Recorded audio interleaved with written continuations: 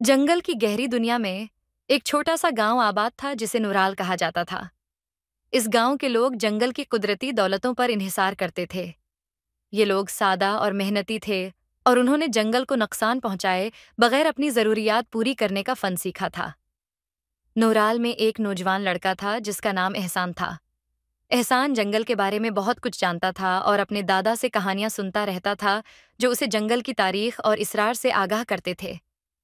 एक दिन जब एहसान जंगल में फूल और जड़ी बूटियां जमा कर रहा था, उसने एक अजीब सी आवाज सुनी। वो आवाज एक बड़े और कदीम दरख्त के पीछे से आ रही थी। एहसान ने हिम्मत करके इस दरख्त के पीछे देखा तो वहां एक छोटा सा दरवाजा था जो कभी किसी ने नहीं देखा था। इस दरवाजे के पार एक नई दुनिया थी जो नौराल के लोगों के लिए अनजान थी।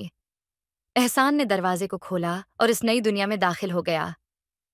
वहां उसने बहुत सी अजीब व गरीब मखलूक़ात देखी और उसे पता चला कि ये मखलूक़ात भी जंगल की तरह कुदरती जिंदगी गुजार रही हैं।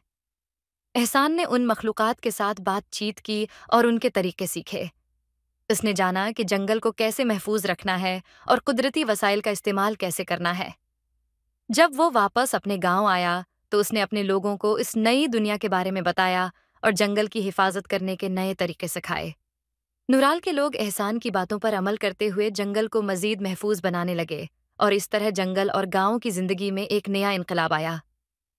एहसान की कहानी और उसके तजुर्बात आज भी नुराल के लोगों के लिए एक मिसाल राह हैं और वो जंगल की हिफाजत और कुदरती वसाइल के इस्तेमाल में हमेशा मोहतात हैं रहते हैं।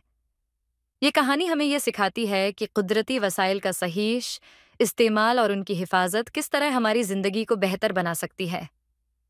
एहसान की हिम्मत और उसका अज़्म नुराल के लोगों के लिए एक मिसाल बन गया।